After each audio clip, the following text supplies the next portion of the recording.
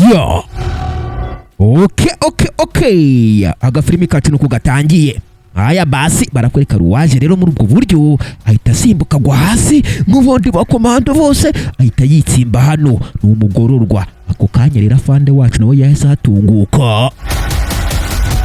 Afande Sitevo wacu yahise hatunguka kabisa, atangira kwitegeza ahantu hose umuginga aramubura. Wana umuginga gihisha. Afande wacu arashakisha ahantu hose yitonze nk'abandi bakomando bose.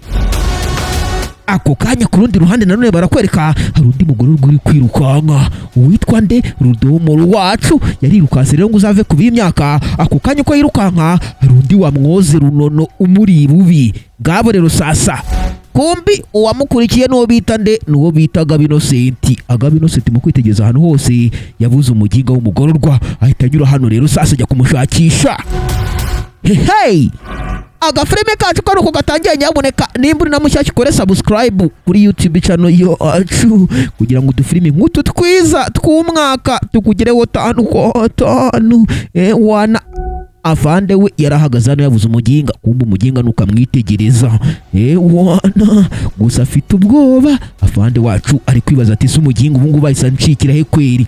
Afande Sitevo wacu rwose ntabyumva aracyayiga ahantu hose akamubura.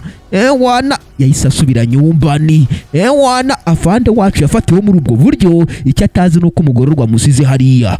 Ngabo rero sasa afande wacu rero naho yatungukiye. Ngabo ukurikiye unareba akantu ku kandi nyaboneka atagira akagucika. Ngabo iki kirebye hejuru kibona afande wacu yagiye rero sasa gihita kiza gifata urukweto rwacyo gihita gitipitowinga nk'abandi barara bose. Kumbe utipitowinga ninde? Ni cyariri cyacu sinzi icyo cyakoze. Ngabo rero sasa nuko cyakarenze cyitonze. Ngabo rero sasa wana kumbi ku rundi ruhande barakwereka afande Sitevo wacu nawe nguyu mu bicaka yigize Rambo mu bisheke. Wana ari gushaka umugororwa wamutorotse. Kumbi ku yindi kote darotere kote barakwereka uwitwa nde Gabo Innocent afande wacu nawe ari gushakisha umugororwa wamutorotse. Kumba abafande bacu bahuriye hano. Wana mu guhura rero mani we bimeze gute se? Nanjye umuginga yanorotse kabisa yirukanse rasiga. Uzikora njye uko bimeze mani. Wana abafande bacu cyabarengeyeho umufana rero sasa. Ngabo wana uyaramubwiye ati rero reka tunyure hano uri kumva dushakisha abaginga. Abafande bacu rero basi bagenda gushakisha abaginga nuko birukanka. Wana unabyibuke neza ko bafande bacu rero bakoze n'ikosi rya komando amezi angahe 9.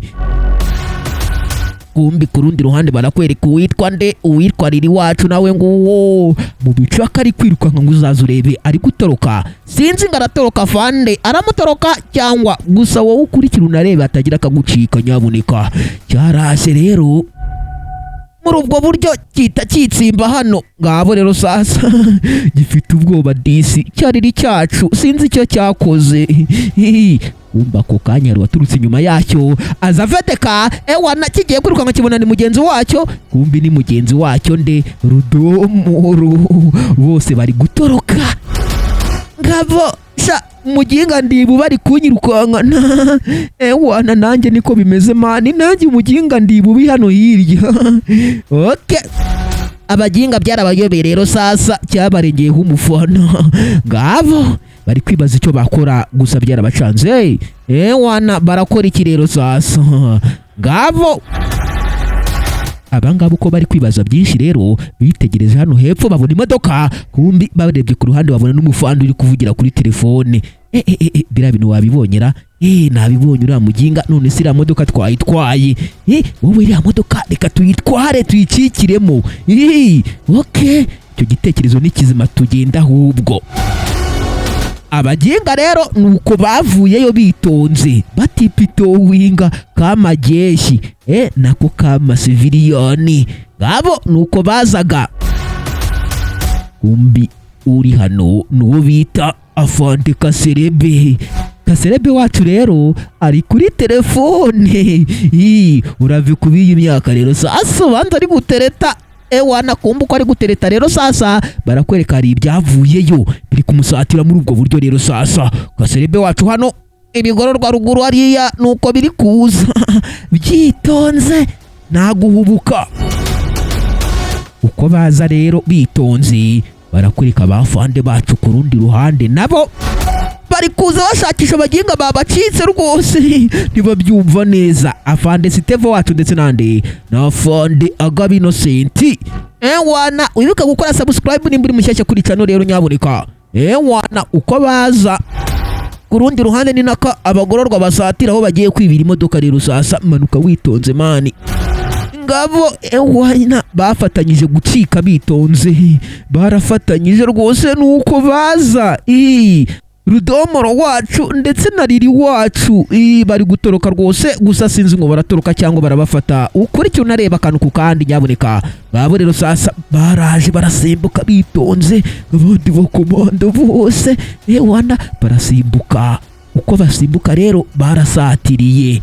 Ngabo uko basatira afande Kaserebe wacu we yibereye kuri koru ari kuri telefone ari gutereta. Ureke guhinga nyaboneka muri mu kazi.